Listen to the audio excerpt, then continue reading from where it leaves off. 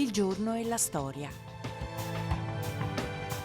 Oggi è il 4 aprile.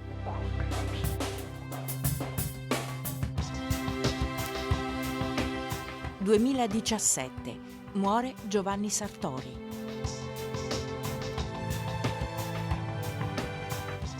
1944, Risiera di San Sabba, entra in funzione il forno crematorio. 1979, Pakistan, impiccato Zulfikar Ali Bhutto.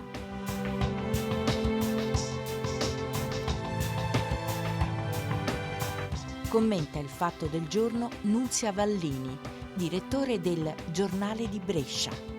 Oggi parliamo di Martin Luther King, apostolo della pace.